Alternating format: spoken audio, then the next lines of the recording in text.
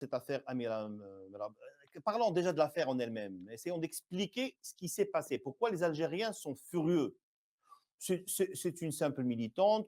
On aurait pu fermer les yeux. Les autorités algériennes auraient pu appeler, enfin, appeler leur homologue français, leur parler sans ce bruit, sans cet abattage médiatique. En fait, je vais te surprendre, Karim. Les Algériens eux-mêmes ne comprennent pas pourquoi leurs dirigeants sont furieux. Vraiment, ça va vous étonner. C'est l'affaire la plus étonnante du siècle. Mais personne en Algérie ne comprend pourquoi on en fait un plat de cette affaire d'Amira Bouraoui. Amira Bouraoui est une opposante qui est suivie par même pas 400 000 abonnés sur Facebook.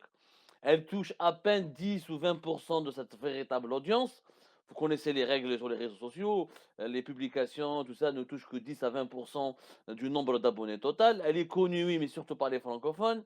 Elle n'a pas de parti politique, elle n'a pas de base militante, elle n'a jamais pu organiser un rassemblement de plus d'une vingtaine ou d'une trentaine de personnes, elle n'a jamais empêché le quatrième mandat de Bouteflika, elle n'a jamais ébranlé ni secoué le régime.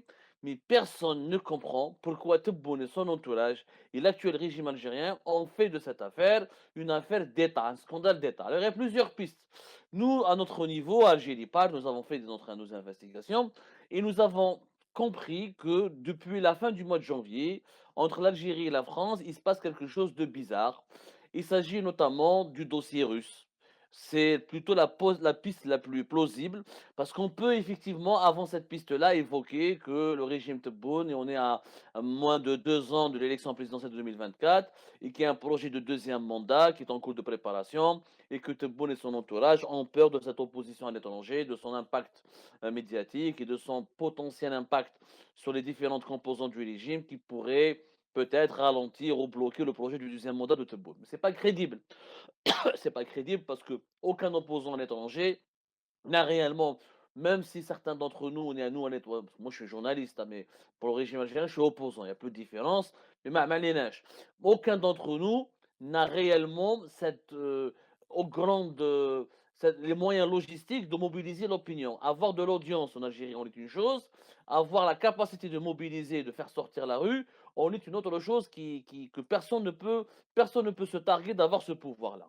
Donc, c'est pas crédible cette histoire de deuxième mandat, d'empêcher Tebboune d'avoir un deuxième mandat, le danger d'opposition algérienne. Ce qui est plus probable, et je parle au conditionnel, tu me connais, nous, Algérie Part, on fait de l'investigation, quand on n'a pas les preuves matérielles, on ne s'aventure pas à l'affirmer, mais c'est fort probable que le dossier russe a provoqué de nouvelles tensions entre Alger et Paris, parce que l'Algérie, à la fin du mois de janvier et début février 2023, il y a eu une centaine de soldats russes qui sont arrivés sur le territoire algérien.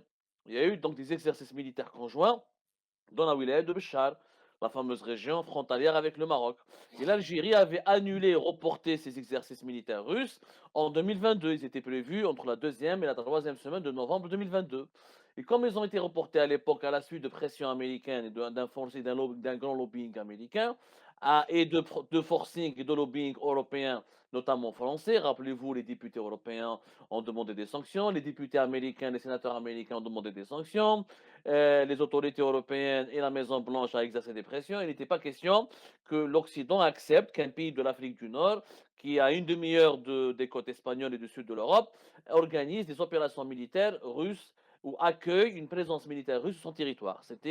On peut comprendre que l'Occident qui est en guerre contre la Russie dans le conflit ukrainien ne pourrait pas accepter cela. Il s'avère que en 2020, ce qui a été annulé en 2022, le régime algérien l'a fait mais en toute discrétion et dans le plus grand secret en 2023. Est-ce que maintenant les dirigeants algériens ont pris les Occidentaux pour des camps? On dit, ah, écoutez, on va pas ramener en novembre 2022 les soldats russes, on va les ramener en février, janvier 2023, mais en catimini sans que personne ne puisse les voir. Naturellement, normalement, quand on est censé, l'Occident, il a des satellites, il a des espions, il a les systèmes des écoutes. Une centaine de soldats russes ne peut pas passer inaperçu. Surtout à Béchar, des blancs yeux bleus qui débarquent à Béchar, la moindre des choses, C'est voilà, insolite. La moindre des choses, voilà. c'est insolite. Ouais. Voilà, il y a des Kabyles qui sont blonds, mais voilà, on ne peut pas avoir tout un bataillon de Kabyles qui est un peu cher. Donc c'est des Russes, l'information a fuité, nous on en a parlé, si Algérie Part a eu l'info, vous imaginez que les autorités occidentales ont pu la confirmer, et c'est possible que c'est cela qui a encouragé les Français à venir au secours de Emre Bolawi et peut-être les Algériens se disent entre eux, en tout cas les Algériens sont convaincus, ce qui est vraiment inquiétant.